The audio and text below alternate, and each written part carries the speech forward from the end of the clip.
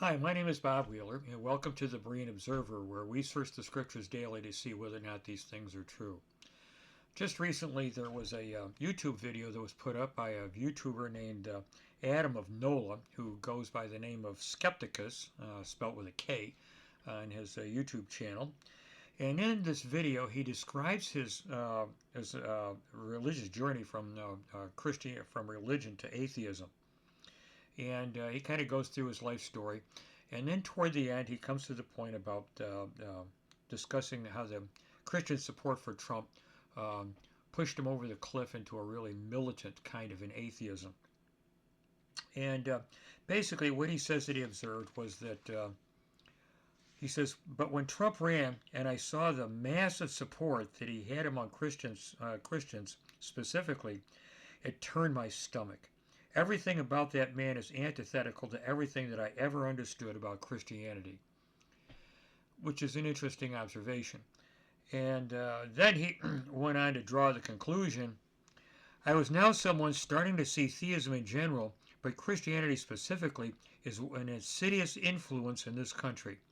Because of it, you can feel conviction by the religion, and because if you can still, if you can, excuse me, if you can feel conviction convicted by this religion, and you can still walk into the voting booth in good conscience and vote for that man, then I have no faith in anything that you have claimed as part of your religion.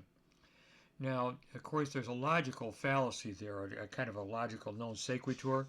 Um, Basically, what he does, he goes on and uses the analogy of a club, and he says that you could have a club, you could be a member of a club that has certain bylaws, but that in actual practice, the members of the club, basically ignore the bylaws.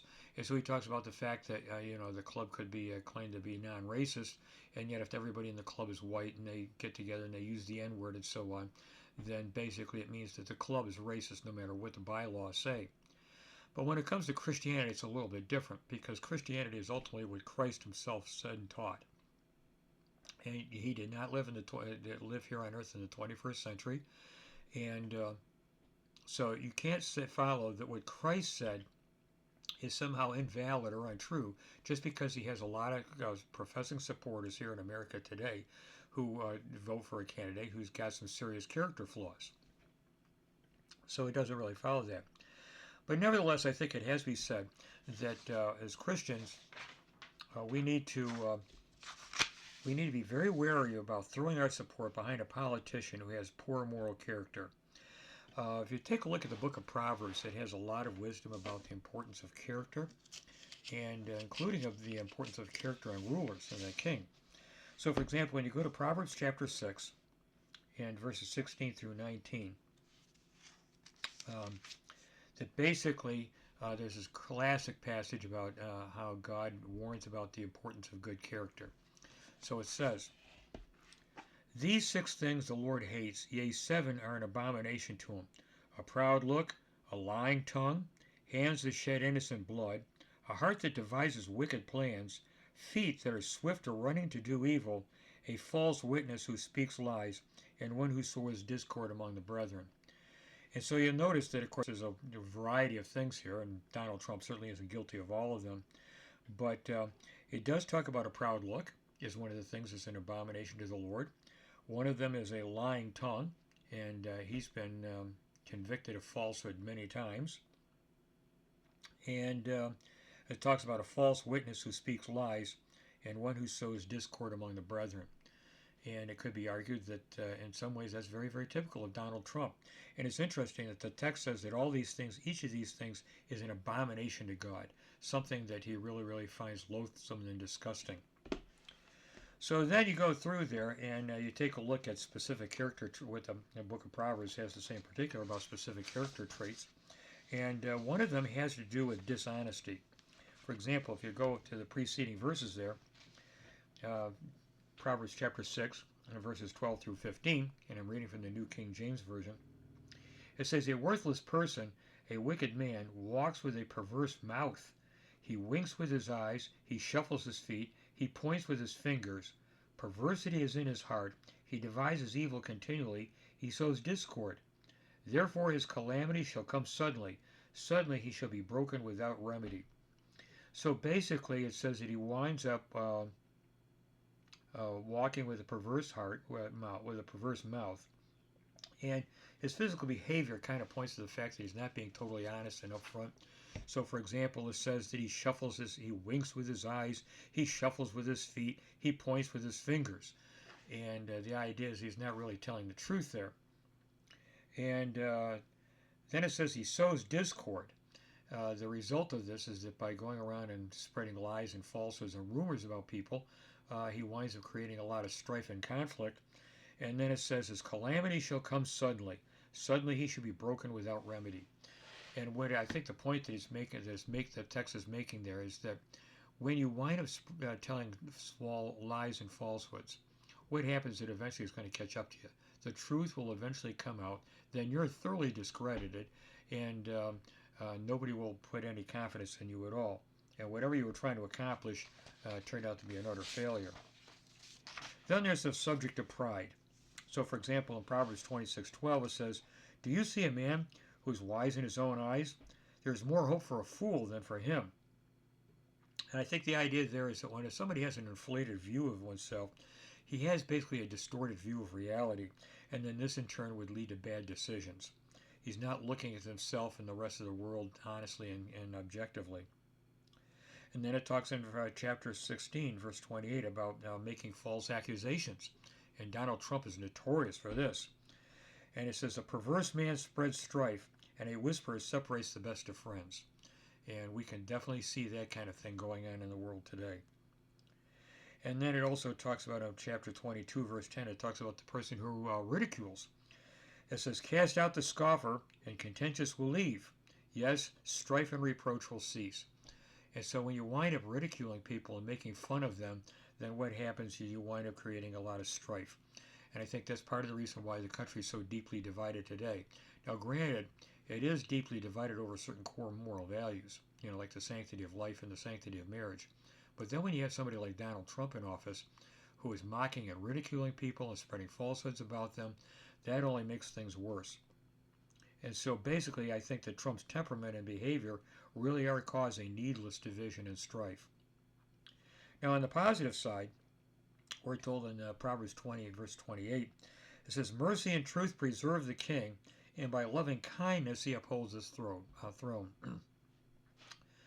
And when it talks about mercy, the word is translated mercy there, or loving kindness in one place, basically is there's some debate among the biblical scholars as to just exactly how that's supposed to be translated.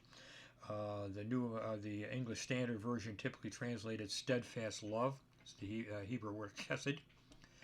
But I think when you take a look carefully at what it's talking about in the Bible, how it's used in the Bible, it doesn't mean that you love somebody because you're committed to do so in a covenant relationship. If anything, it means the exact opposite, that you enter into a covenant relationship because of the kindness and the compassion that you have on the person, especially a person who is in need.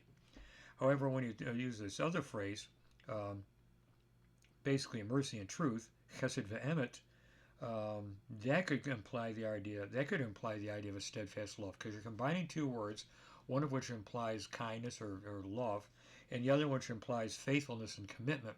And so it's like a committed love. And so in that sense, you could call it, the phrase taken as a whole, could be taken as a kind of steadfast love. So what he's basically saying is that what it boils down to is that when you have a leader, a political leader, who demonstrates both kindness and compassion towards others, it basically increases people's confidence in him because they think he's somebody who's truthful and honest. You can rely on what he has to say, and he's going to make wise decisions and not hold grudges against people and punish them for not being loyal. And so that increases the public support for him. So that in the long run, a ruler can actually be more successful if he displays those kinds of qualities and confidence. So basically then, what we see then is that we saw in Skepticus is that, of course, he was an atheist, and I seriously doubt that. He says he was a professing Christian for a number of years, but when you listen to his story, it doesn't sound like he ever really came to a saving knowledge of Jesus Christ, to be perfectly honest with you. But he wound up becoming, so he winds up leaving the faith, but then he becomes some kind of a more militantly atheistic, and partially because of what he saw in Donald Trump and the fact that so many evangelical Christians threw their support behind him. And I think that, and it is true that, Trump is kind of an anomaly. You take a look at the fact that his personal life really is quite different. I think Skepticus is right that basically when you look at Trump's personal life, it doesn't correspond at all with what the Bible says a Christian life should look like. So then the question is, why would Christians throw support on a guy who has been divorced and remarried twice, is a notorious womanizer? Not too long ago, he got convicted of a grand jury of falsifying business documents so that he could cover up an affair he had with a porn star while he was married. And it could be argued in this context that part of the Christian reaction, I think, stems back to the fact that in the Western world there's this kind of ongoing conflict between the left and the right. The problem is that when a society becomes secularized and you remove God from the picture, then you have to replace God with something else. And so what happens is that the left will typically wind up thinking in terms of a class struggle. And this in turn leads to identity politics. So you have to identify one group of people as the oppressor and then other groups of people as the oppressed. And so basically in America, what happens is the left wind up arguing that white Caucasians, especially males, are the oppressors, and all these other groups are being oppressed by them. And so then this, of course, again, so how's a person supposed to react if you are like a white male? So then this provokes a reaction on the part of the right, of a lot of rural and working class Americans, including conservative Christians, who are taught to love their country, and so then they wind up falling back on this kind of heightened patriotism. So a lot of Christian conservatives see Trump as standing up for their rights, and the fact that he can be so belligerent in the way that he does that, some of them actually see that as a positive value because he's fighting for them and he's saying what they feel about the whole situation, expressing the anger and the frustration that they feel about the way that they're being treated and referred to in society. And it is true that Trump himself is a bit of an anomaly, that somebody like him could wind up becoming a person who says he wants to restore the traditional American life, when he himself, in a lot of ways, really is very far from being an example of the traditional American way of life. So, it should also be pointed out that as Christians, we're warned in Scripture about conforming to the world. There's a passage in the book of Revelation where it says, starting with chapter 18, verse 1, "After these things I saw another angel coming down from heaven, having great authority, and the earth was illuminated with his glory. And he cried mightily with a loud voice, saying, Babylon the Great is fallen, and has become a dwelling place of demons, a prison for every foul spirit, and a cage for every unclean and hated bird. For all the nations have drunk of the wine of the wrath of her fornication. The kings of the earth have committed fornication with her, and the merchants of the earth have become rich through the abundance of her luxury. And I heard another voice from heaven saying, Come out of her, my people, lest you share in her sins, and lest you receive of her plagues. For her sins have reached to heaven, and God has remembered her iniquities." Now, when he talks about Babylon, of course, it's like a reference back to the Babylon in the Old Testament. And he's using it here as like a symbol for a kind of a corrupt commercial society, something that's become very, very powerful. And frankly, if you take a look at the world today and you ask yourself, what is the country in the world today most corresponds to Babylon? And the answer is the United States, because we probably have the strongest economy and the strongest military in the world at all. And again, typically what happens in a society like that is it becomes very, very corrupt in its morals, because people become very, very self-centered, very materialistic, and they do that. And so then Christians then are told to come out from her, lest you share in her sins, and lest you receive of her plagues. For her sins have reached to heaven, and God has remembered her iniquities.